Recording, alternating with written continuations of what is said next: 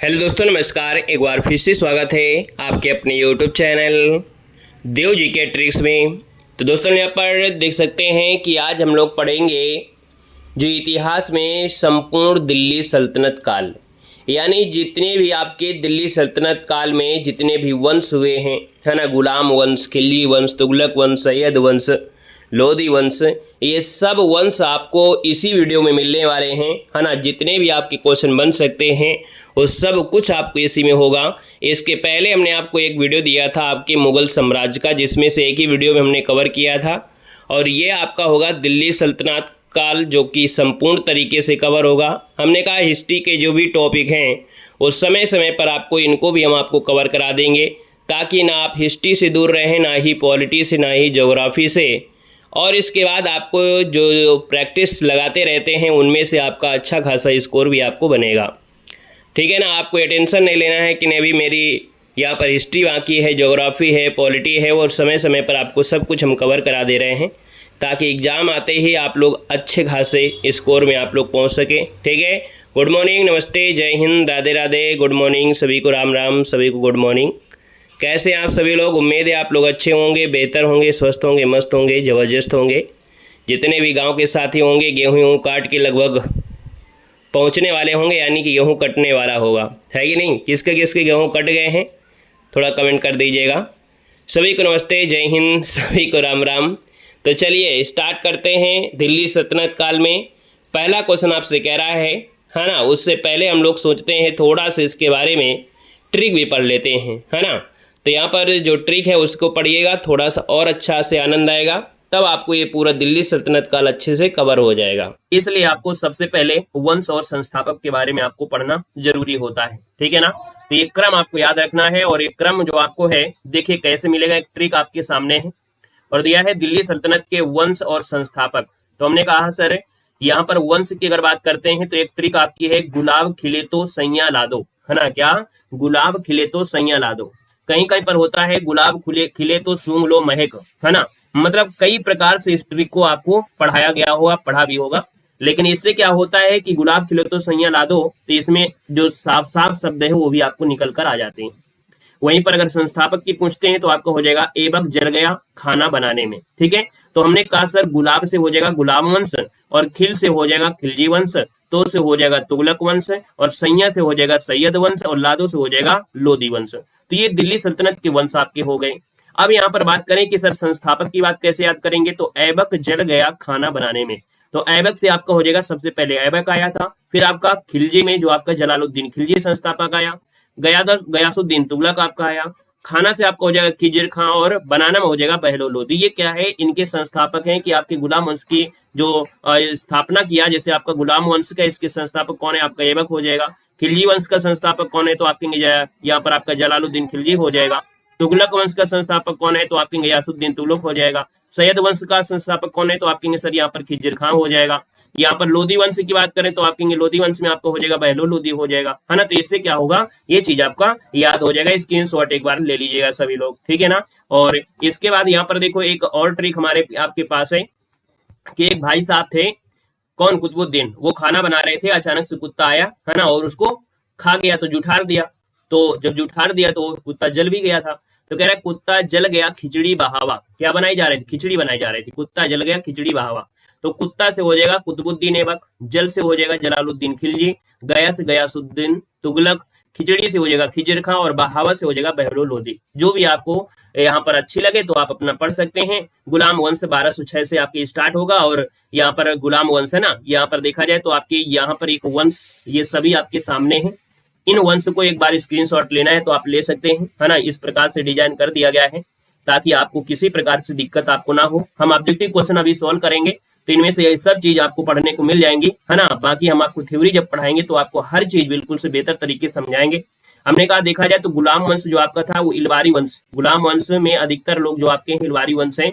लोधी वंश जो आया था वो आपका प्रथम अफगान वंश आया था, जो आपका लोधी वंश आया था। तो यहाँ पर देखो गुलाम है, खिलजी है, तुगलक वंश है, सैयद वंश है, लोधी वंश है। तो गुलाम वंश में 11 शासक रहे हैं, खिलजी वंश में 5 शासक, तुगलक में 9 शासक, सैयद वंश में 4 शासक, लोधी में आपके मुख्य रूप से आपके 3 शासक। अब देखिए यहाँ पर स्टार्टिंग अगर पूछे कहां से हो रही तो 12 से 6 से देखो स्टार्टिंग होगी हमारी दिल्ली सल्तनत की, और आपकी 1526 तक, है ना। कहां से स्टार्ट होगा, 1206 से स्टार्टिंग होगी और 1506 तक हम लोग इसी वीडियो में पूरा कवर कर लेंगे। कभी कभी क्वेश्चन पूछे जाता है सर गुलाम वंश का अंतिम शासक कौन होता है, तो आप कहेंगे शमसुद्दीन कुमर साहब का है। याद रखिए शमसुद्दीन कुमर जो आपका है ये गुलाम वंश का अंतिम शासक है, याद रखिएगा, ठीक है ना। तो अब यहाँ पर क्या करते हैं, इस रिलेटेड एक पॉइंट और आपका बनेगा, उस पॉइंट को भी समझ लीजिए, फिर हम लोग टेस्ट पेपर को यहाँ पर सोल्व करेंगे। एक स्ट्रक्चर आपके सामने और दिया है कि दिल्ली सल्तनत की जो 5 वंश हैं, इन 5 वंश में देखा जाए तो इन 5 वंश में जो राजपूत वंश है पृथ्वीराज चौहान, है ना, तराइन का द्वितीय युद्ध हुआ था 1192 में से, और यहाँ पर देखो पानीपत का युद्ध 1526 हुआ था जो मुगल वंश में आपका बाबर था। तो ये स्टार्टिंग कहां से होती है, 1192 से स्टार्टिंग होने लगती है दिल्ली सल्तनत में, और यहाँ पर देखा जाए जब मुगल वंश आता है तब दिल्ली सल्तनत आपकी होती है। तो यहाँ पर एक स्ट्रक्चर आपके दिमाग में ये बस रहा होगा, है ना, क्या बस रहा होगा कि सबसे ज्यादा दिल्ली सल्तनत में शासन किसने किया था, दिल्ली में सल्तनत में सबसे ज्यादा जो शासन किया था वो किसने किया था। तो देखो मामलुक वंश जिसे गुलाम वंश कहते हैं, इसने 84 वर्ष, है ना, यहाँ पर शासन किया। खिलजी वंश 30 वर्ष, सबसे न्यूनतम अगर पूछे कि सबसे दिल्ली सल्तनत में सबसे कम समय तक आपका शासन किया तो आप कहेंगे सर खिलजी वंश ने किया था। तुगलक वंश 94 वर्ष, तो आप कहेंगे सर सबसे ज्यादा जो शासन किया वो कौन सा वंश है, तो आप कहेंगे तुगलक वंश आपका है। सैयद वंश आपका 36 वर्ष तक शासन करता है, और लोधी वंश जो आपका है 76 वर्ष होता है। तो दो चीजें आपको यहाँ से कवर कर लेना है कि न्यूनतम पूछ लेते हैं कि आपकी दिल्ली सल्तनत में, है ना, दिल्ली सल्तनत के इतिहास में सबसे कम जो आपका खिलजी वंश आता है न्यूनतम 30 वर्ष है, और अधिकतम कौन आता है तो आपका 94 वर्ष तक आपका तुगलक वंश होता है। सेशन अगर आपको अच्छा लगा है तो दिल खोलकर वीडियो को लाइक करिएगा, इसमें कंजूसी करने की कोई आवश्यकता नहीं है, ताकि जिस प्रकार से हम आप लोगों की मेहनत करते हैं, है ना, वैसे आप लोगों को भी मेहनत करना है ना, और हमें भी थोड़ा सा मोटिवेट रखना है। तो सेशन को लाइक शेयर जरूर कर दीजिएगा। चलो सेशन को अब हम लोग बिल्कुल हवा में उड़ाएंगे और क्वेश्चन को बिल्कुल सॉल्व करेंगे। जो भी समस्या हमको लग रही थी कि ये समस्या आपको आ सकती है ना, वो समस्या अब आपको खत्म हो जाएंगी। सीधा सीधा हम लोग टेस्ट पेपर में आते हैं। चलिए पहला क्वेश्चन आपके सामने है, कह रहे दिल्ली का वह प्रथम सुल्तान कौन था जिसने नियमित सिक्के जारी किए तथा दिल्ली को अपने साम्राज्य की राजधानी घोषित किया। 1 का ऑप्शन जबरदस्त क्वेश्चन है, आपका आंसर इनमें से क्या हो जाएगा। चलो भाई 1 का ऑप्शन आ गया है बी नंबर, जो कि बिल्कुल सही जवाब है। याद रखिए कि यहाँ पर दिल्ली का ये प्रथम सुल्तान है जो नियमित सिक्के भी जारी किया था, दिल्ली को अपने साम्राज्य की राजधानी घोषित किया था। ये ऑप्शन आपका भी हो जाएगा, इल्तुतमिश बताना है।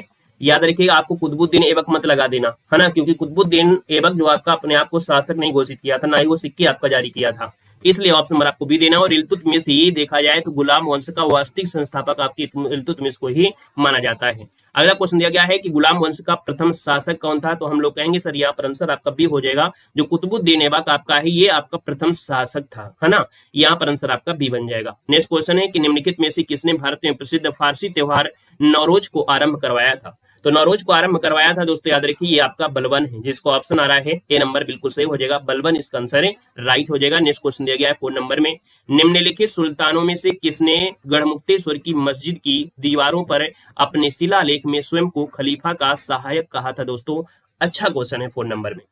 तो दोस्तों ये आपका बलबन है, बलबन ने गढ़मुक्तेश्वर की जो मस्जिद है उसकी दीवारों पर शिलालेख में स्वयं को खलीफा का सहायक कहा। ऑप्शन नंबर आपका ए यहाँ पर राइट है। क्या जो 2.5 दिन का झोपड़ा है ये आपका है क्या, तो आप कहेंगे सर 7 नंबर है।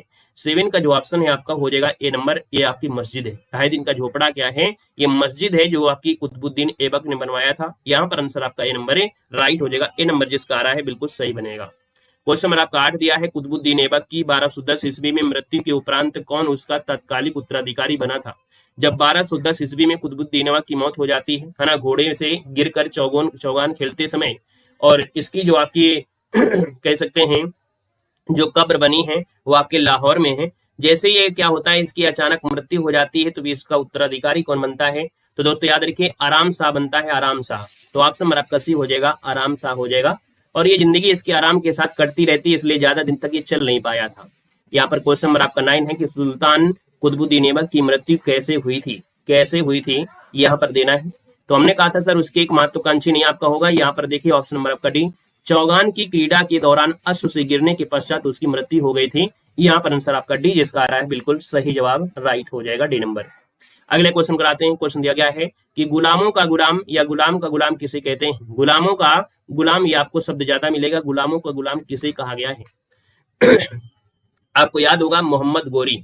मोहम्मद गोरी जो आपका है उसका गुलाम कुतुबुद्दीन ऐबक था, और कुतुबुद्दीन ऐबक का गुलाम आपका कौन था? तो यहाँ पर 10 नंबर का ऑप्शन डी हो जाएगा इल्तुतमिश। इसलिए गुलामों का गुलाम कहते हैं आपके इल्तुतमिश को कहते हैं, ना कि कुतुबुद्दीन ऐबक को। हमने कहा पहले आपका मोहम्मद गौरी था, मोहम्मद गौरी का गुलाम कौन था? तो आपका कुतुबुद्दीन ऐबक। कुतुबुद्दीन ऐबक का जो गुलाम था वो इल्तुतमिश था, इसलिए इल्तुतमिश को गुलामों को गुलाम कहते हैं। ऑप्शन नंबर आपका डी हो जाएगा। क्वेश्चन नंबर आपके 11 में आते हैं। कह रहा है निम्नलिखित में से कौन सा कथन बलबल के संबंध में सही नहीं है? बलबन के संबंध में सही नहीं है, पहले ऑप्शन को देखना है। उसने नियामत एक खुदाई के सिद्धांत का प्रतिपादन किया, कहेंगे सही है। इसने इक्तादारी व्यवस्था प्रारंभ किया, ये आपका बात गलत हो जाएगा, क्योंकि इक्तेदारी व्यवस्था जो आपकी शुरू किया था वो आपकी इल्तुतमिश ने शुरू किया था। किसने शुरू किया था? तो इल्तुतमिश ने इक्तादारी व्यवस्था शुरू किया, इसलिए ऑप्शन नंबर आपका बी यहाँ पर क्या हो जाएगा? ये सही नहीं होगा बलबन के बारे में। अगला है कि रजिया बेगम को सत्ताच्युत करने में किसका हाथ था? रजिया बेगम को अपने सत्ता से हटाने पर जो यहाँ पर हाथ था वो किसका हाथ था? यहाँ पर देखा जाए तो तुर्कों का हाथ था, तुर्कों का हाथ था, इसलिए ऑप्शन नंबर आपको देना है सी नंबर इसका राइट हो जाएगा। कैथल के पास डाकू के द्वारा हत्या कर दी जाती है, यहाँ पर आंसर आपका सी राइट हो जाएगा, तुर्कों का। अगला है क्वेश्चन नंबर आपके 13 में है कि अपनी शक्ति को समेकित करने के बाद बलबन ने भव्य उपाधि धारण किया था। देखा जाए तो यहाँ पर जो बलबन था इसने तुर्के चहलगामी जिसका गठन किया था इल्तुतमिश ने, उसको भी नष्ट कर दिया था। देखा जाए तो हर चीज से मजबूत हो गया था, इसके बाद एक भव्य उपाधि धारण किया था, और ये उपाधि आपकी है जिल्ले इलाही, है ना। जिल्ले इलाही ऑप्शन नंबर आपका सी इसका राइट हो जाएगा। जिल्ले इलाही की उपाधि धारण किया, ऑप्शन नंबर आपको लगाना है सी नंबर। अगला क्वेश्चन दिया गया है कि दिल्ली का कौन सुल्तान है जो मंगोल नेता चंगेज खां के समकालीन था? ये बहुत बार क्वेश्चन पूछा गया है। हमने कहा था मंगोल नेता चंगेज खां, है ना, मंगवर्नी का पीछा करते हुए आया था। तो उस समय ये बात है आपकी इल्तुतमिश समय की है, तो आप कहेंगे सर ए नंबर हो जाएगा। इल्तुतमिश समय उस समय आपका समकालीन था। कहीं ना कहीं देखा जाए तो मंगवर्नी जब आप उसका पीछा करते हुए यहाँ पर आए थे, तो कहीं ना कहीं देखा जाए इल्तुतमिश अपनी रणनीति से हना क्या कर दिया था, उसको भगा दिया था। तो आपकी दिल्ली का कौन सुल्तान था मंगोल चंगेज खां के समकालीन? तो आपको बताना है इल्तुतमिश, इसका आंसर राइट हो जाएगा। यहाँ पर अगला क्वेश्चन दिया गया 15 नंबर में, और आपसे कह रहा है कि निम्नलिखित में से किसने प्रसिद्ध कुतुब मीनार के निर्माण में योगदान नहीं दिया था? ये बहुत बार क्वेश्चन पूछा भी गया है। तो हमने कहा कुतुबुद्दीन ऐबक ने इसकी न्यू रखा था, इल्तुतमिश ने भरवाया था, है ना। यहाँ पर दिया है फिरोज शाह तुगलक ने 5वीं मंजिल बनवाई थी, गयासुद्दीन तुगलक ने कोई सहयोग नहीं दिया है। तो ऑप्शन नंबर आपका सी जिसका आ रहा है बिल्कुल सही हो जाएगा। अगले क्वेश्चन कराते हैं। क्वेश्चन आपसे अगला पूछा गया है और आपसे क्या दिया गया है? दीवाने अर्ज किया है। यहाँ पर देखो दिया गया है, कह रहा है 16 नंबर में दीवाने अर्ज क्या दिया है? दीवाने अर्ज का गठन किसने किया था जो कि सैन्य विभाग से संबंधित था? 16 की बात करते हैं तो दोस्तों सैन्य विभाग संबंधित है आपके बलबन से संबंधित है। गयासुद्दीन बलबन ने किया था, और ये विभाग सैन्य मामलों से जुड़ा हुआ आपका था। यहाँ पर जो आंसर है आपका ये नंबर इसका राइट हो जाएगा। याद रखिए दीवान ए अर्ज को आरिफ ए मुमालिक भी कहा गया था, तो ऑप्शन नंबर आपका ए बनेगा। क्वेश्चन नंबर आपका 17 है, कह रहा है दिल्ली की गद्दी पर बैठने वाली प्रथम मुस्लिम महिला कौन थी? चलो क्वेश्चन नंबर आपका 17 है, और इस वीडियो से आप कोई भी एग्जाम में जो आपकी क्वेश्चन है बन सकते हैं, परेशान मत होइएगा। 100 सोनार की 1 लोहार की, है ना। चाहे किसी एग्जाम की तैयारी कर रहे हैं, आपके यहाँ से क्वेश्चन बनते हैं। देखो दिल्ली की गद्दी पर बैठने वाली प्रथम मुस्लिम महिला आपकी कौन थी? 17 नंबर दिया है, तो आप कहेंगे सर ये रजिया सुल्तान थी। रजिया सुल्तान जिसको ऑप्शन आ गया है ए नंबर बिल्कुल राइट हो जाएगा। नेक्स्ट क्वेश्चन आपसे दिया गया है 18 नंबर, कह रहा है वह प्रथम सुल्तान जिसने शासन के सिद्धांत को राजाओं के ईश्वरीय अधिकार सिद्धांत के साथ जोड़ा था। यहाँ पर देखा जाए तो 18 नंबर है, और याद रखिए ये है आपका बलबन। क्या है यहाँ पर? ये आपका बलबन है, याद रखिएगा, जिसने मतलब राजाओं को ईश्वर के समान माना है। जो आपके राजा थे उनको ईश्वर के समान माना है। यहाँ पर जो आपका आंसर है वो आपका सी नंबर है, यहाँ पर राइट हो जाएगा। नेक्स्ट क्वेश्चन दिया है 19 नंबर में, और आपसे कह रहा है किसके शासन ने तुर्कान ए चहलगामी क्या है? किसने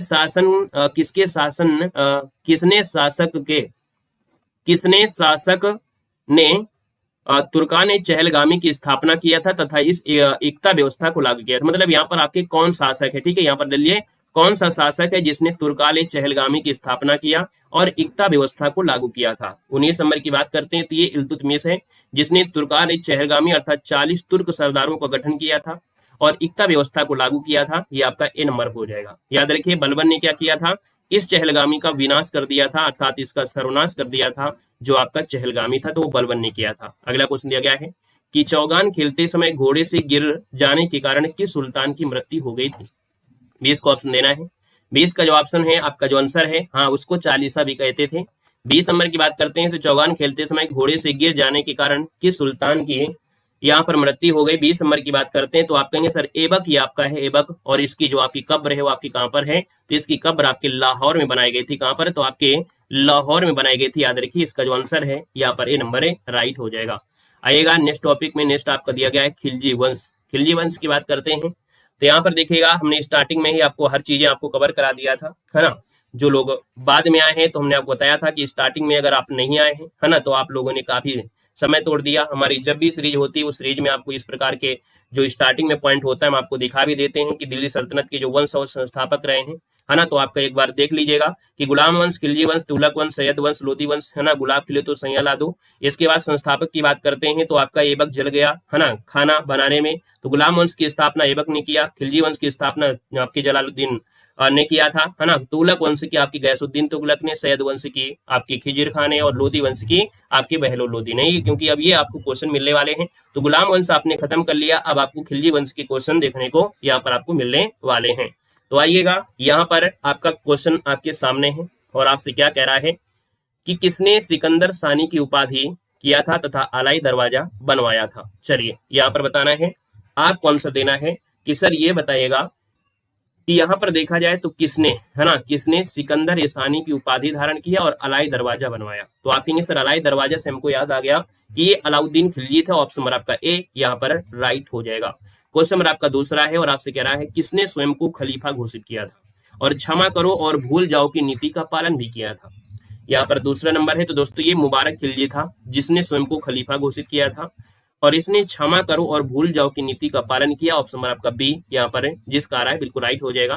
क्वेश्चन नंबर आपका दिया गया है तीसरा कि सर्वप्रथम स्थायी सेना, है ना, दाग हुलिया जो मकान और चराई कर लगा दिया था। देखा जाए 3 नंबर में तो याद रखिएगा ये जो अलाउद्दीन खिलजी है इसने स्थायी सेना भी रखी, दाग और हुलिया व्यवस्था भी आपका लगाया था, मकान और चराई जो आपकी कर लगते थे वो भी लगाया था। Option B Alauddin Khilji. Next question दिया है 4 नंबर में कि किसने स्वयं को पैगंबर का सेनापति घोषित कर दिया था।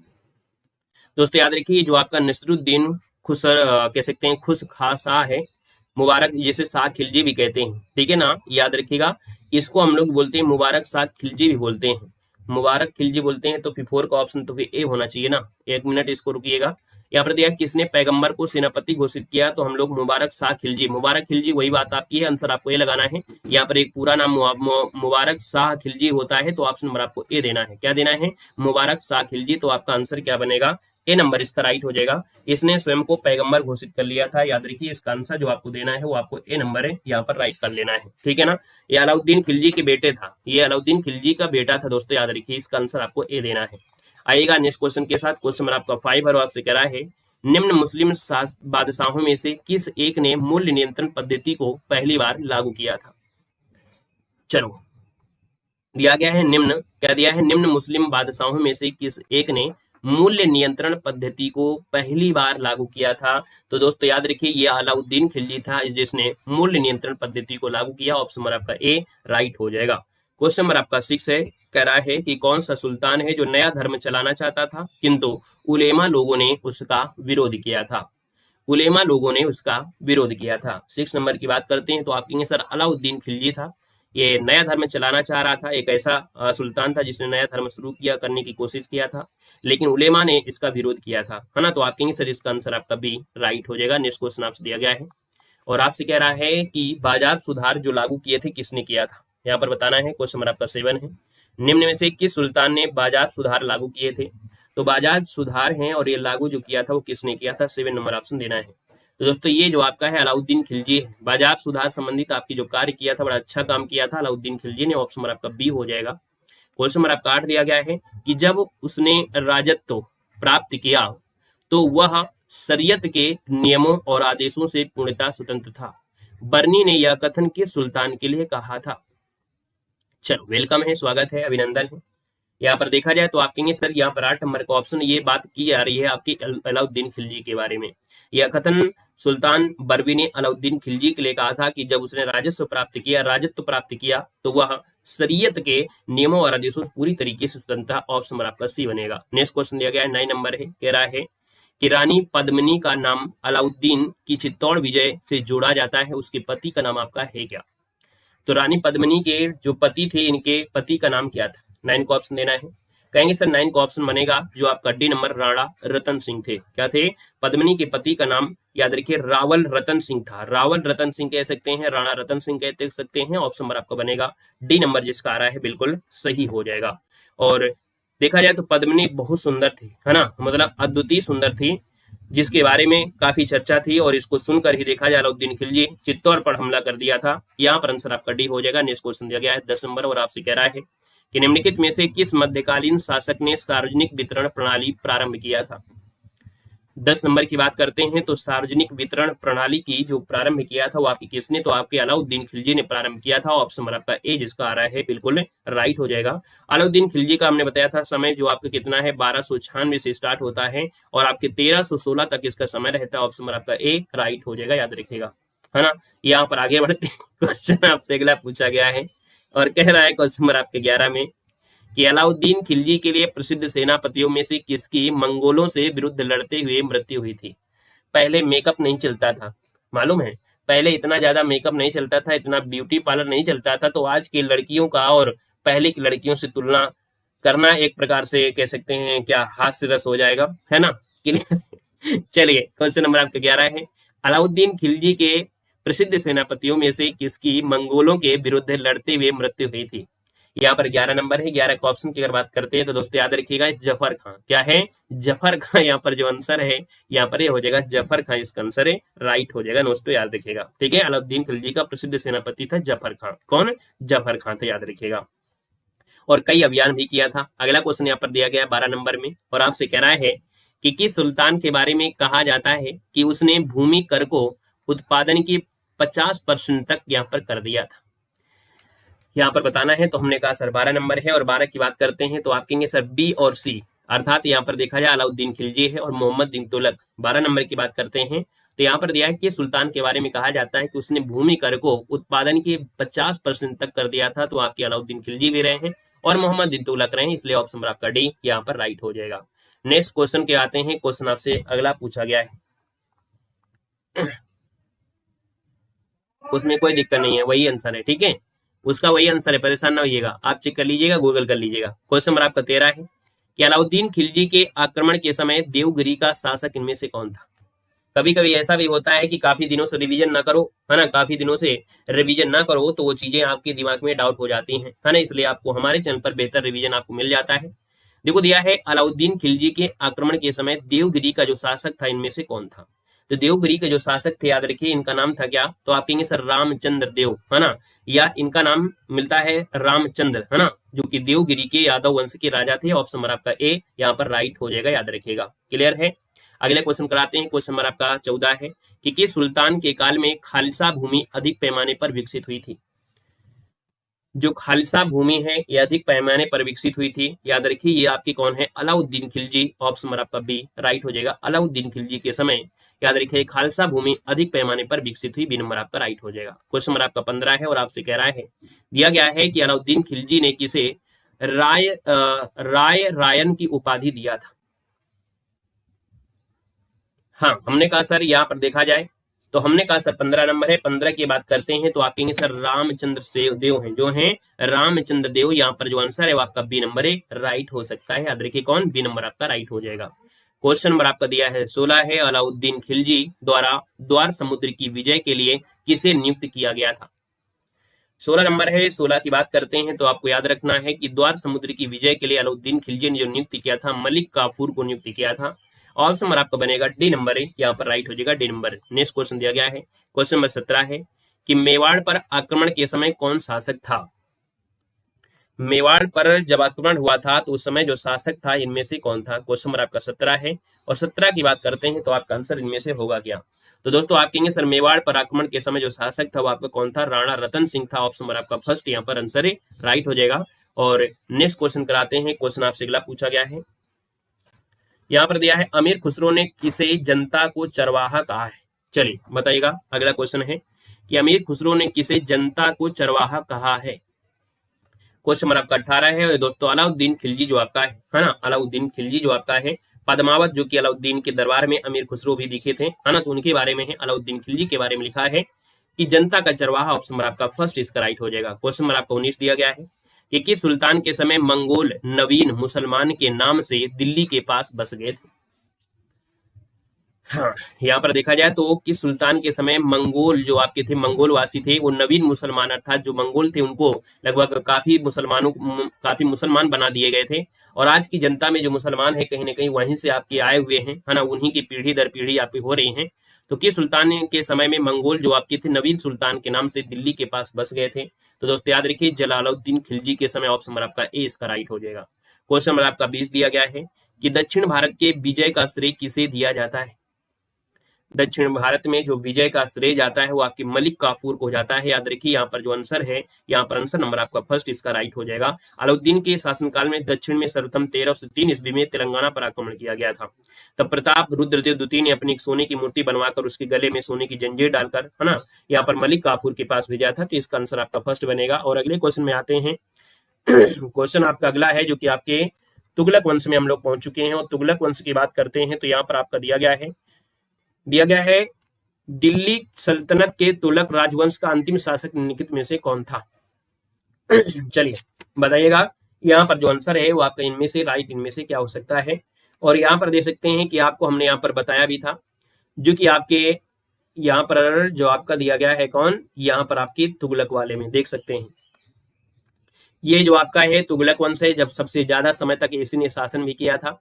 यहाँ पर देखिए गयासुद्दीन तुगलक से स्टार्टिंग होती है और इसके बाद जाते जाते है ना अलाउद्दीन सिकंदर शाह आते हैं। इसके बाद दो स्वतंत्र शासक होते हैं, नसरुद्दीन मोहम्मद शाह और आपका नुसरत शाह हो जाते हैं, है ना। तो ये आपकी इसमें होगा। आइएगा यहाँ पर जो आपका दिया गया है आपका क्वेश्चन है कि दिल्ली सल्तनत के तुगलक राजवंश का अंतिम शासक निम्नलिखित में से कौन सा आपका हो सकता है। देखिए आपका आंसर क्या हो जाएगा। तो अभी अभी हमने आपको बताया कि यहाँ पर जो आपका है नसरुद्दीन महमूद कौन है, यहाँ पर नसरुद्दीन महमूद आपको लगाना है। ऑप्शन नंबर आपका सी, क्योंकि वो आपके स्वतंत्र हो गए थे। अगले क्वेश्चन को आते हैं। क्वेश्चन नंबर आपका दूसरा दिया गया है कि तैमूर लंग ने किस वर्ष भारत पर आक्रमण किया था। चलिए बताना है कि सर जो तैमूर लंग था इसने भारत पर जो आक्रमण किया था वो किस वर्ष किया था। यहाँ पर आंसर जो आपको बनेगा दूसरे नंबर में वो आपका होगा क्या। तो दोस्तों याद रखिए 1398 ईस्वी में किया था। 1398 में भारत पर आक्रमण किया। उस समय दिल्ली का जो शासक था वो नसरुद्दीन महमूद शाह था और तैमूर लंग एक तुर्क मंगोल योद्धा हुआ करता था। ऑप्शन नंबर आपका बी इसका राइट हो जाएगा। अगला क्वेश्चन नंबर आपका दिया है 3 नंबर है कि भारत में सर्वप्रथम सांकेतिक मुद्रा का प्रचलन किया था। 3 नंबर की बात करते हैं तो आपके 3 नंबर का जो ऑप्शन है यहाँ पर राइट इनमें से क्या होगा। तो सांकेतिक मुद्रा का प्रचलन किया था मोहम्मद बिन तुगलक। ऑप्शन नंबर आपका डी जिसका आ रहा है बिल्कुल सही हो जाएगा।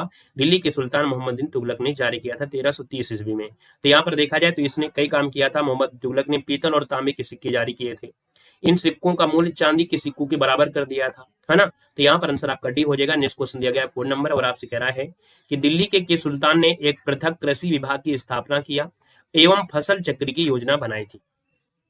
यहाँ पर देखिएगा आपका जो आंसर है मोहम्मद बिन तुगलक। आप कहेंगे सर दिल्ली की सुल्तान ने पृथक कृषि विभाग की स्थापना किया और फसल चक्र की योजना बनाई थी मोहम्मद बिन तुगलक। जो ऑप्शन नंबर आपका डी दिया गया है यहाँ पर राइट हो जाएगा। उन्नति के लिए एक नए विभाग का जो कि अमीर एक वही की स्थापना किया था। अगला क्वेश्चन दिया गया है 5 नंबर है और आपसे कह रहा है कि फिरोज तुगलक द्वारा स्थापित दार उल सफा क्या था। दार उल सफा जो आपका है फिरोज शाह तुगलक ने स्थापित किया था, ये आपका है क्या। तो दोस्तों ये था एक खैराती अस्पताल। क्या था, ये एक प्रकार से निःशुल्क अस्पताल था। खैराती मतलब होता है निःशुल्क अस्पताल था और यह एक राजकीय अस्पताल था जहां गरीब लोगों का इलाज मुफ्त में होता था। ये फिरोज शाह तुगलक जो ऑप्शन नंबर आपका बी राइट हो जाएगा। इसकी तुलना अकबर से भी की जाती है, याद रखिएगा, है ना। इसकी तुलना अकबर का पूर्वगामी मतलब अकबर के आने से पहले आपका पूर्वगामी जो आपका है इसकी तुलना आपकी की जाती है। क्वेश्चन नंबर आपका 6 है और आपसे कह रहा है कि निम्नलिखित में से किस सुल्तान ने फलों की गुणवत्ता सुधारने के लिए उपाय किया था। यहाँ पर 6 नंबर है और 6 की बात करते हैं तो आप कहेंगे सर ये फिरोज शाह तुगलक है ना। फिरोज शाह तुगलक जो आपका है यही बहुत ढेर सारे काम किया। नगरों को बनाया, है ना, बागों को बनवाया, झीलों को बनवाया, यहाँ पर नहरों की लाइन लगा दी अर्थात नहरों का जाल बिछवाया। इसीलिए आपका देखा जाए तो इसने नहरों का जाल इसने बिछाया था। ब्राह्मणों पर दोस्तों जजिया कर भी इसने लगा दिया था, है ना, ब्राह्मणों पर लगा दिया था फिरोज शाह तुगलक ने। यहाँ पर अगला क्वेश्चन दिया गया है कि राज्य के खर्च पर हज की व्यवस्था करने वाला पहला भारतीय शासक इनमें से कौन था। चलो यहाँ पर देना है कि राज्य की खर्च पर हज की व्यवस्था करने वाला भारतीय शासक इनमें से कौन था। दोस्तों याद रखिएगा यहाँ पर 7 नंबर का जो ऑप्शन है वो राइट हो जाएगा बी नंबर, ये फिरोज शाह तुगलक। दोस्तों याद रखिएगा। यहाँ पर अगला क्वेश्चन दिया गया है 8 नंबर है और आपसे कह रहा है कि किसने सल्तनत काल में डाक व्यवस्था का विस्तृत विवरण दिया है। हमने कहा कि सल्तनत काल में जो डाक व्यवस्था है इसका विस्तृत विवरण जो आपका है, ये यहाँ पर आंसर आपका बी हो जाएगा। इब्न बतूता ने यहाँ पर दिया था। किसने? इब्न बतूता ने सल्तनत काल में भारत की डाक व्यवस्था का विस्तृत वर्णन दिया था, याद रखेगा। यहाँ पर अपनी किताब जो आपकी है रेहला में, है ना, भारतीय डाक व्यवस्था का वर्णन भी किया है। अगला क्वेश्चन दिया गया है 9 नंबर, दिल्ली से दौलताबाद राजधानी के स्थानांतरण का आदेश दिया था। अपनी राजधानी दिल्ली से दौलताबाद स्थानांतरित किया था, और ये स्थानांतरित किया था किसने? तो आपके सर मोहम्मद बिन जो तुगलक था, मोहम्मद बिन तुगलक ने दिल्ली से दौलताबाद अपनी राजधानी स्थानांतरित करने का आदेश दिया था, है ना। 1327 में दिल्ली राजधानी को दिल्ली से दौलताबाद स्थानांतरित कर दिया था। कब? तो आपकी 1327 में कर दिया था, याद रखिएगा। दौलताबाद को पहले देवगिरी के नाम से जानते थे, याद रखिए। जो आपका दौलताबाद है इसको पहले देवगिरी के नाम से जानते थे, याद रखिएगा। नेक्स्ट क्वेश्चन दिया गया है आपका 10 नंबर है, और आपसे कह रहा है कि सर यहाँ पर दिया है कि अलाउद्दीन खिलजी ने निम्न सेनाध्यक्षों में से कौन सा है जो तुगलक वंश का प्रथम सुल्तान बना था। यहाँ पर दिया है कि सर तुगलक वंश का प्रथम सुल्तान जो बना है वो आपका कौन है। बातों के बतासे मत बनाइए, क्लास में ध्यान से देखिएगा, नहीं बतासे टूट जाएंगे। क्वेश्चन नंबर आपका 10 है, 10 की बात करते हैं। ऑप्शन नंबर आपका हो जाएगा गाजी मलिक। क्या बोलेंगे? अलाउद्दीन खिलजी ने निम्न सेनाध्यक्षों में से कौन तुगलक वंश का प्रथम सुल्तान बना था? गाजी मलिक आपका जो आंसर है फर्स्ट वाला राइट हो जाएगा। क्वेश्चन नंबर आपका 11 है, अमीर कोही एक नया विभाग किस सुल्तान द्वारा शुरू किया गया था? याद रखिएगा, ये जो आपका मोहम्मद बिन तुगलक था, मोहम्मद बिन तुगलक ने दीवान ए अमीर कोही विभाग की स्थापना किया, जो कि ये जुड़ा था किससे? तो आपकी कृषि से। किससे जुड़ा था? तो कृषि से। अगर पूछे कि सर अमीर कोही क्या था, तो आप कहेंगे सर ये कृषि विभाग था, तो ऑप्शन नंबर आपका सी हो जाएगा राइट। नेक्स्ट क्वेश्चन नंबर 12 है कि मोरक्को देश का यात्री इब्न बतूता किसके शासनकाल में भारत आया था? 12 की बात करते हैं तो आप कहेंगे सर ये मोहम्मद बिन तुगलक के शासनकाल में ये आया था, मोहम्मद बिन तुगलक के शासनकाल में भारत आया था, और ये आया था 1333 में। कब? 1333 में आया था, और भारत का दौरा किया था, है ना। उस समय दिल्ली सल्तनत में जो आपका शासक था वो आपका मोहम्मद बिन तुगलक था। ऑप्शन नहीं बनेगा। क्वेश्चन नंबर आपका 13 दिया है, और आपसे कह रहा है कि टोपरा और मेरठ से 2 अशोक स्तंभ दिल्ली कौन लाया था?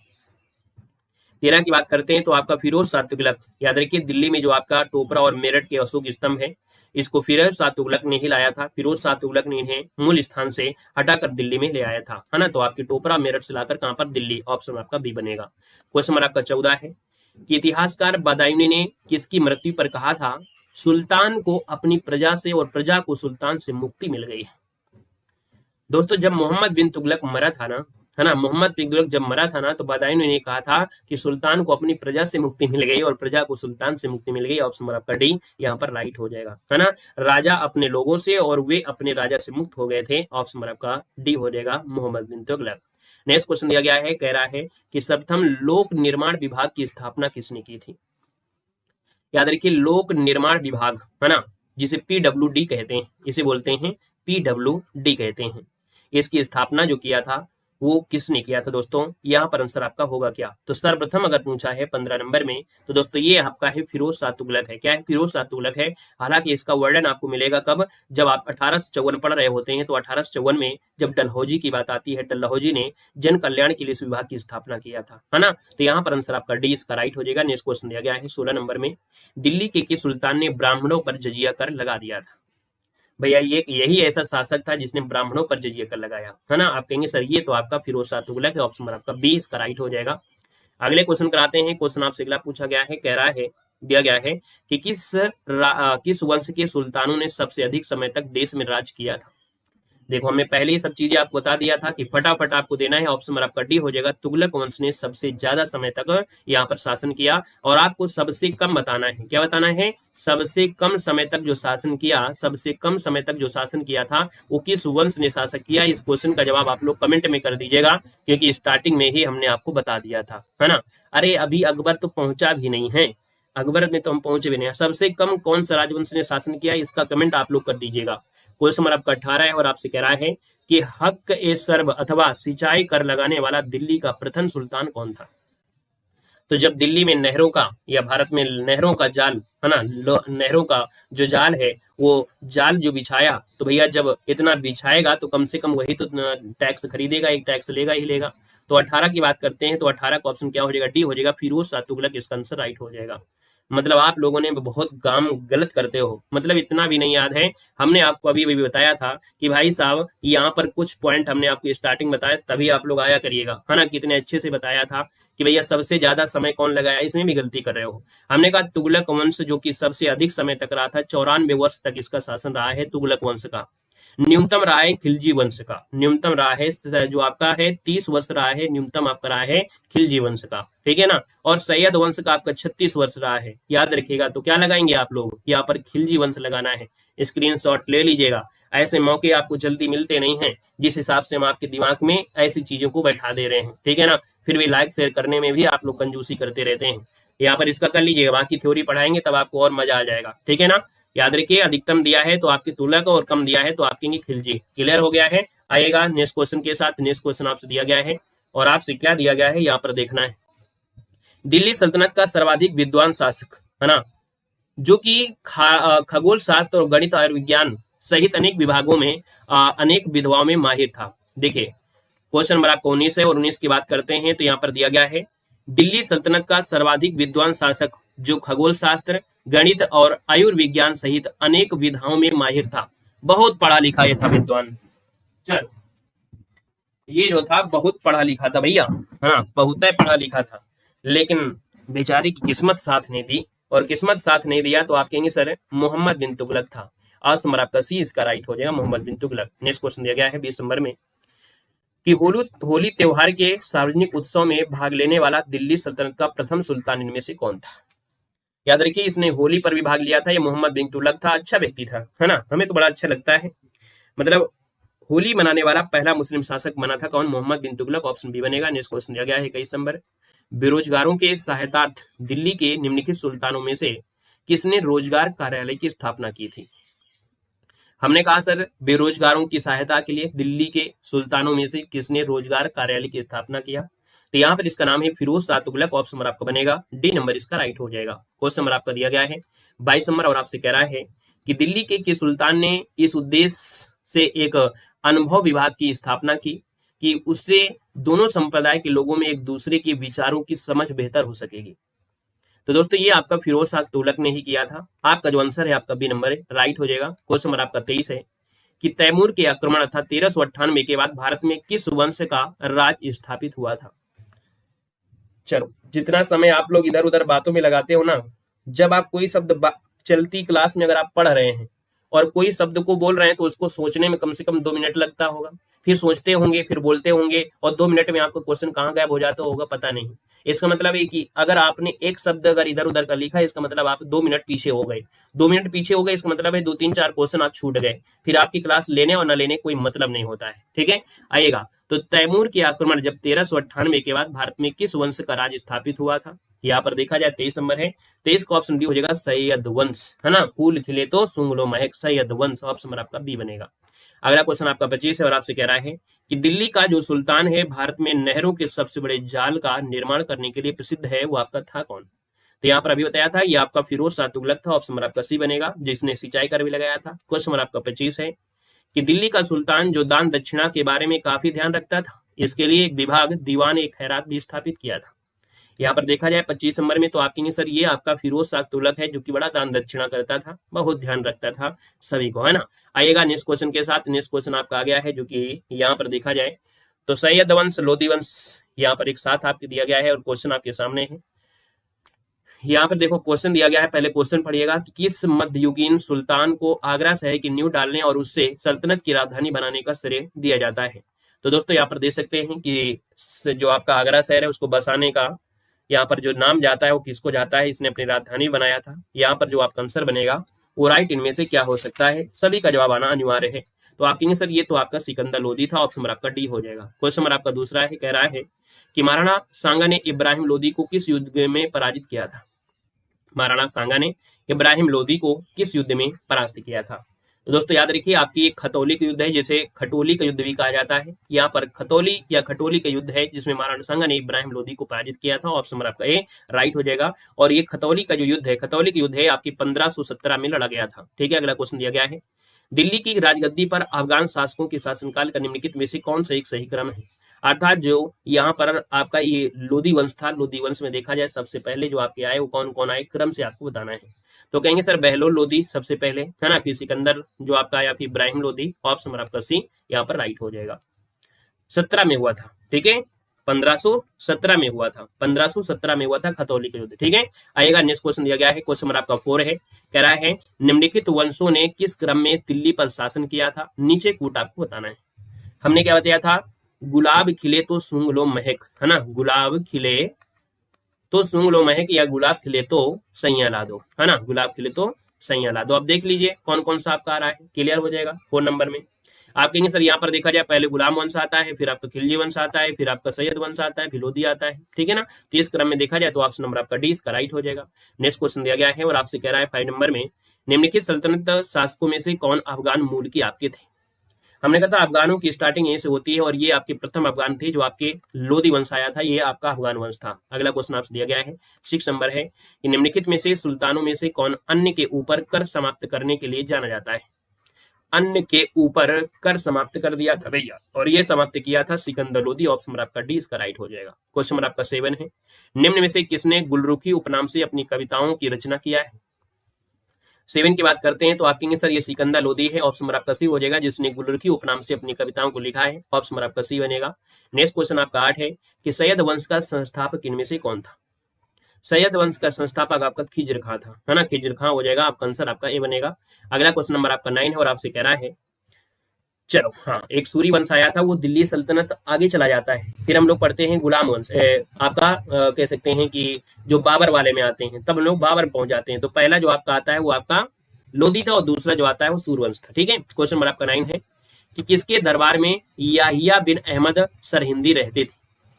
9 की बात करते हैं दोस्तों, ये मुबारक शाह के दरबार में रहते थे। क्या, मुबारक शाह के दरबार में, जो कि मुबारक शाह का शासनकाल कब आता है तो आपकी 1421 से स्टार्ट होता है और आपके 1434 तक का समय रहता है। इन्हीं के समय ही याहिना बिन सरहिंदी जो आपकी थी इन्हीं के दरबार में रहते थे, याद रखिएगा।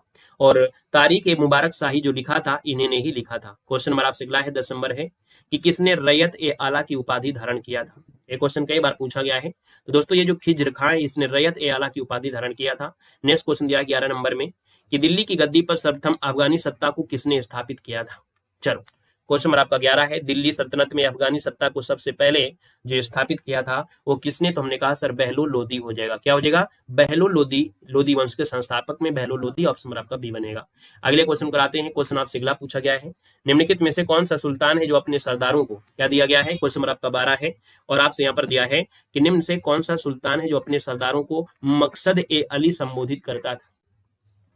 याद रखिए इसका नाम है बहलोल लोधी। बहलोल लोधी दिल्ली के सुल्तान थे जो अपने अमीरों को मनसद ए अली कहकर संबोधित करता था। यहाँ पर जो आंसर है वो आपका ए नंबर इसका राइट हो जाएगा। नेक्स्ट क्वेश्चन आपका 13 है, किसने बहलोल लोधी को खान ए खाना की उपाधि धारण किया था या प्रदान की थी।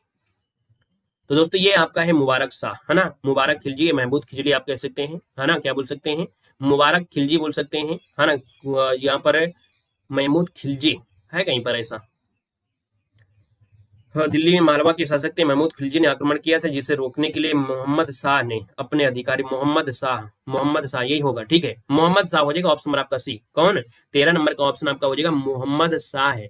ये बात है कब की, तो ये बात है जब युद्ध हो रहा था, मालवा के शासक के साथ युद्ध हो रहा था, महमूद खिलजी ने आक्रमण किया था, तो ये मोहम्मद शाह, इसका आंसर आपका सी नंबर है, राइट हो जाएगा। क्वेश्चन नंबर आपका 14 है कि मकबरों का काल किस वंश के काल को कहते हैं।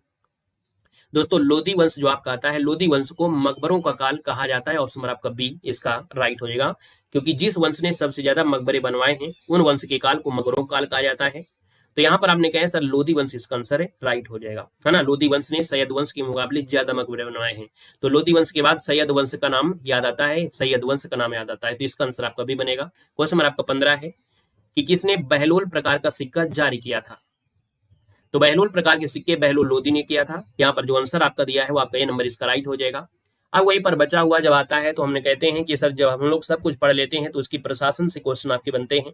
हमेशा जब भी पढ़िए तो उसके प्रशासन से संबंधित की उसके प्रशासन में क्वेश्चन आपके ऐसे होते हैं। तो दिल्ली सल्तनत के निचोड़ में हम लोग प्रशासन में पहुंच गए हैं, कुछ क्वेश्चन आपके हैं। कह रहा है सर सर्व कर लगाया जाता था, ये जो सर्व कर है ये लगाया जाता था तो आपकी सिंचाई कर पर, किस पे? सिंचाई कर। ऑप्शन नंबर आपका बी बनेगा।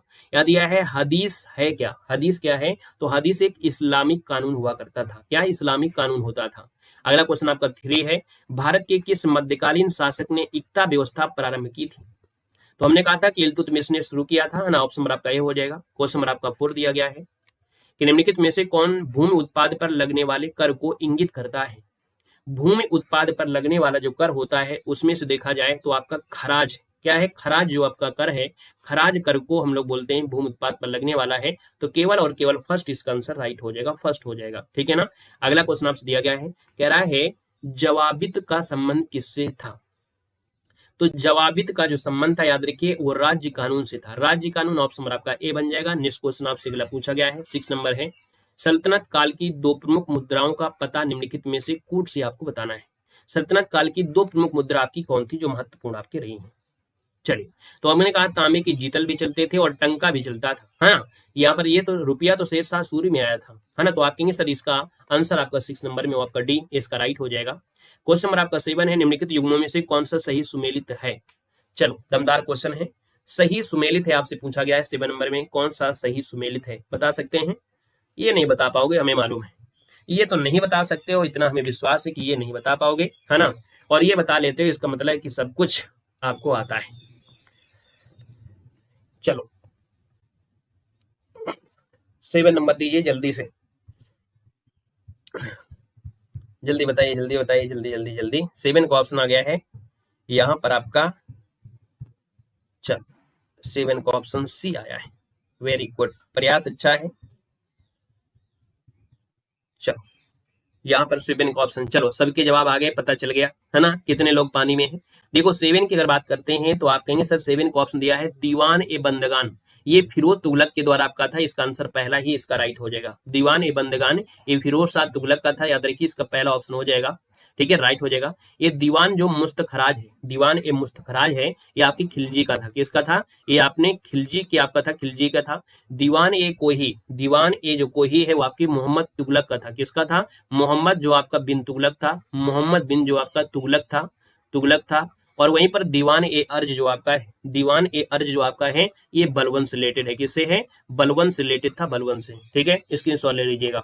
यहाँ पर अगला क्वेश्चन आपसे दिया गया है और यहाँ पर दिया गया है अगला क्वेश्चन आपका 8 नंबर दिया गया है। चलो, कुछ लोग चाहते हैं कि हिस्ट्री में सर जी 10 क्वेश्चन पढ़ा दें वही पर एग्जाम में मिल जाए, है ना। इतना आसान अगर रास्ता होता ना तो बहुत कुछ सब कुछ हो जाता, है ना। अब इतना आपको पढ़ा रहे हैं वो नहीं समझ में आ रहा है, सर जी पूरा टॉपिक ले लीजिए, ऐसे क्या मतलब होता है? इसमें कवर नहीं हो रहा है। क्या चाहते हो 2 क्वेश्चन आपको पढ़ा दे, 2 क्वेश्चन से सिलेक्शन मिल जाएगा। और जब पेपर में नहीं फंसता है तो फिर दोस्त देते हो टीचर को, फिर दोस्त टीचर को देते हो, देते हो कि नहीं देते हो? कहते हो अरे हमने यहाँ पर पढ़ा था यार क्वेश्चन फंसा नहीं, किताबों से क्वेश्चन तो आता नहीं है। फिर आप कुछ सोचते हो कि हम 10 क्वेश्चन ले लें, 10 क्वेश्चन से आपकी एग्जाम फंस जाएगा, पढ़ाई नहीं करना है लगता है ना। ऐसे मत बोला करो, पढ़ाई किया करो, शॉर्टकट से जिंदगी नहीं कटेगी। और एग्जाम में जो जॉब मिलेगी वो शॉर्टकट से नहीं मिलेगी, मेहनत करना पड़ेगा। नाक चपटी हो जाएगी, आंख में चश्मा लग जाएगा, गाल पचक जाएंगे, तब आपको सिलेक्शन मिलेगा। ठीक है, इतनी मेहनत करना पड़ता है, 4-4 घंटा सोना पड़ता है। चलो देखो दिया क्वेश्चन नंबर आपका 8 है, निम्न में से किसने, इतने बेहतरीन से आपको पढ़ा रहे हैं फिर भी उसमें आपको मोस्ट इंपोर्टेंट चाहिए, निम्न में से किसने टंका नामक चांदी का सिक्का चलाया था? यहां पर बताना है, बताना है। यहाँ पर देखो दिया गया है, कह रहा है निम्न में से किसने टंका नामक चांदी का सिक्का चलाया था? यहाँ पर देखिए तो हमने कहा सर 8 नंबर है, और 8 नंबर की बात करते हैं ये आपका इल्तुतमिश आया था ना। इल्तुतमिश जो ऑप्शन आपका सी है यहाँ पर राइट हो जाएगा। अगला क्वेश्चन दिया गया है 9 नंबर आपका दिया गया है, सूची फर्स्ट को सूची सेकंड के साथ सुमेलित करना है, सूची के नीचे आपकी कूट आपको प्रयोग करना है। जुड़े रहिए, आपको इस प्रकार सब मिलते हैं, लेकिन जब स्टार्टिंग होती है ना तो स्टार्टिंग को पहले पूरा कवर कर लो। जब पूरा कवर कर लोगे तब आपको छांट छांट के अच्छे अच्छे क्वेश्चन आपको फिर मैराथन क्लास लगाएंगे। लेकिन पहले आप जुड़ो तो, पहले देखो तो, है आप थोड़ा सा पहले मेहनत तो करो। जब तक मेहनत नहीं करोगे सफलता कैसे मिलेगी भाई? एग्जामिनर आपसे पूछकर, हमसे पूछकर थोड़ा पेपर बनाता है ना। वो तो अपने पुरखों से पूछकर बनाता है कि पापा कितना कठिन पेपर आपके समय आया था, तब वो लोग पेपर बनाते हैं, कहीं उठा उठा के यहाँ से रख देते हैं, तो हमसे थोड़ा पूछते हैं। 9 नंबर दिया है, 9 की बात करते हैं तो आप देखिएगा 9 नंबर में आपको होगा क्या। तो हमें लगता है कि इस क्वेश्चन को थोड़ा सा छोटा करना पड़ेगा ताकि थोड़ी सी आपको सहायता मिल जाए। चलो सहायता मिल गई, मिल गई कि नहीं मिल गई है? चलो 9 नंबर में देखते हैं। 9 नंबर की बात करते हैं तो आप देखिएगा कि दीवान ए अर्ज जो आपका है, दीवान ए जो अर्ज है इसका संबंध किससे है? तो हमने कहा सर ये संबंध आपके सेना विभाग से संबंधित है, तो आप कहेंगे सर 4 हो जाएगा। दीवान ए रिसालत जो आपका है, दीवान ए रिसालत जो आपका है वो आपके धार्मिक मुद्दों से है। दीवान इंसा जो आपका है वो सरकारी पत्र व्यवहार से था। और दीवाने वजारत का जो संबंध है वो आपके वित्तीय मामले से था। यहाँ पर 3 हो जाएगा, स्क्रीनशॉट लीजिएगा, ऑप्शन नंबर आपका डी यहाँ पर राइट हो जाएगा, याद रखिएगा, ठीक है ना। अगले क्वेश्चन कराते हैं। क्वेश्चन आपसे दिया गया है सल्तनत काल के सिक्के, है ना, जो कि टंका, ससगनी, जीतल किन धातुओं के बनते थे? चलिए बताना है। यहाँ पर सल्तनत काल में जो आपके सिक्के थे, है ना, सल्तनत काल में जो सिक्के थे टंका, ससगनी, जीतल, ये किन धातुओं से आपके बनते थे? यहाँ पर जवाब देना है। 10 नंबर आपका दिया है, 10 का ऑप्शन में से होगा क्या? चलो 10 नंबर दिया है, 10 नंबर का ऑप्शन में से होगा क्या? तो यहाँ पर देख, पेन कहाँ गायब हो गया भाई? कौन से क्वेश्चन में थे? क्वेश्चन नंबर आपके 10 में। चलो 10 नंबर की अगर बात कर लेते हैं तो आप कहेंगे सर 10 नंबर है, 10 नंबर का ऑप्शन हो जाएगा चांदी और तांबा, ठीक है। सल्तनत काल के सिक्के जैसे टंका है, ससगनी है, जीतल, ये मिला के बनाते चांदी और तांबा। ऑप्शन नंबर आपका ए इसका राइट हो जाएगा, ए नंबर। अगला क्वेश्चन दिया गया है, क्वेश्चन आपका 11 है, निम्नलिखित में कौन एक सुमेलित नहीं है? चलो एक और क्वेश्चन आपका आ गया, एक और क्वेश्चन आपका आ गया। यहाँ पर आपसे कह रहा है एक और क्वेश्चन आपका आ गया कि कौन सुमेलित नहीं है। अब इसको तो बता ही दो कम से कम, है ना, इतना तो आपको बता ही दिए थे। अगर ये बता दिया तो मतलब सब कुछ सही है। चलो 11 का ऑप्शन आया है, वेरी गुड, मतलब अच्छा काम कर दिया कि लास्ट में आपने बता दिया कि सर यहाँ पर जो दिया गया है 11 नंबर में, 11 नंबर में वो ऑप्शन आपका जो सुमेलित नहीं है वो आपका डी नहीं सुमेलित है। आप कहेंगे सर यहाँ पर दिया है दीवान ए रियासत, दीवान ए रियासत का संबंध है आपके खिलजी से है। किससे है? आपकी खिलजी से। और खिलजी में कहां से? तो आपके बाजार नियंत्रण से। ये क्या है? बाजार नियंत्रण था, बाजार जो नियंत्रण आपका था, बाजार नियंत्रण, ये है आपकी खिलजी से जुड़ा हुआ है। तो आप कहेंगे सर मुश्ताक अलाउद्दीन खिलजी है, दीवान अमीर कोही मोहम्मद तुगलक है, दीवान खैरात फिरोज है। तो आप कहेंगे सर यहाँ पर आंसर आपका डी यहाँ पर आपका हो जाएगा, जो सुमेलित नहीं था। क्वेश्चन नंबर आपका 12 है, निम्नलिखित में से किस राजवंश के अंतर्गत विजारत का चमत्कर्षो आपका था? देखो नया क्वेश्चन है, किस राजवंश के अंतर्गत विजारत का चरम उत्कर्ष हुआ था? इस समय अपने चरम पर थी। तो दोस्तों ये आपके तुगलक वंश में था। विजारक मतलब समझ रहे हो? किस राजवंश के अंतम? विजारत मतलब हो गया विजयनगर साम्राज्य का शासनकाल से संबंधित जुड़ा हुआ है, ये आपका तुगलक हो जाएगा। इस समय जो विजयनगर साम्राज्य था वो अपने चरम पर आपका चल रहा था, तुगलक वंश। ऑप्शन नंबर आपका सी बनेगा। क्वेश्चन नंबर आपका 13 है कि किसके सिक्कों पर बगदाद के अंतिम खलीफा का नाम पर सर्वप्रथम अंकित हुआ था? दोस्तों इनका नाम है अलाउद्दीन मसूद शाह। क्या हो जाएगा यहाँ पर? आप कहेंगे सर क्वेश्चन नंबर 13 में भी आंसर मत लगाना, ठीक है, क्योंकि यहाँ पर ये कह रहा है किसके सिक्कों पर पूछा गया है, ठीक है। अभी आंसर मत लगाइए, हमने कहा क्या? किसके सिक्कों पर बगदाद के अंतिम खलीफा का नाम सर्वप्रथम अंकित हुआ था? किसके सिक्कों पर यह पूछा गया है? तो ये इल्तुतमिश ने किया था। यहाँ पर जो आंसर आपका बनेगा वो आपका बी हो जाएगा, राइट हो जाएगा। आप कहेंगे सर यहाँ पर जो आपका दिया गया है ना, क्वेश्चन नंबर आपका जो दिया गया है आपका 13 में, ये कह रहा है किसके सिक्कों पर है। क्या दिया है? किसके सिक्कों पर बगदाद के अंतिम खलीफा का नाम सर्वप्रथम अंकित हुआ था? तो इसलिए आप कहेंगे कि इल्तुतमिश ने अपने सिक्कों पर बगदाद के अंतिम खलीफा का नाम लिखवाया था। तो इल्तुतमिश दिल्ली सल्तनत के पहले तुर्क सुल्तान हुआ करते थे, है ना। तो इसका जो आंसर आपका है वो बी नंबर इसका राइट हो जाएगा। ये पूछा है किसके सिक्कों पर, तो आप कहेंगे सर इल्तुतमिश है, क्योंकि हमारे यहाँ पर जो आपके रहे हैं, हमारे यहाँ पर जो रहे हैं वो या तो इल्तुतमिश रहे हैं, कुतुबुद्दीन ऐबक रहे हैं, खिलजी रहे हैं, ये तो आपके रहे नहीं है, है ना। तो आप कहेंगे सर किसके सिक्कों पर दिया है, इसका मतलब ऑप्शन आपका बी इसका राइट हो जाएगा, याद रखिएगा, ठीक है ना। चलो तो इस प्रकार से हाँ इनके उसमें किया गया था, ठीक है। तो चलिए आज की क्लास ये कंप्लीट होती है। बेहतर तरीके से यहाँ पर आपने क्लास को सॉल्व किया है। हमने कहा जुड़े रहेंगे तो बहुत कुछ सीख जाएंगे, और नहीं जुड़ेंगे तो फिर टूट जाएंगे, और नहीं जुड़ेंगे तो बहुत कुछ खो भी जाएंगे। आपको इस प्रकार से हम आपको एक ही क्लास में और इतने इतने क्वेश्चन लेके पूरा का पूरा मंथन करा देते हैं। और क्या चाहिए, है ना। क्या बच्चे की जान लेना है क्या आप लोगों को? बताइएगा। अब इतना है भाई, पूरा हमने खत्म कर दिया दिल्ली सल्तनत काल। कल हमने आपको बाबर खत्म किया था, दिल्ली सल्तनत खत्म कर दिया है। कल हम आपको और भी खत्म कुछ कर देंगे, है ना। कोई भी शायद बड़ा से बड़ा जो भी टॉपिक आपका होगा, बड़ा से बड़ा टॉपिक, उस सब चीज को खत्म कर देंगे। आज के लिए इतना रखते हैं, ठीक है ना। तो मिलते हैं एक नए सेशन के साथ, लगातार ऐसी क्लास चलती रहेगी और जल्दी से जल्द हम लोग यहाँ पर सब कुछ कवर कर लेंगे। जो भी आपकी परीक्षा होंगे, जो भी नए स्टूडेंट है उनका वेलकम है, स्वागत है।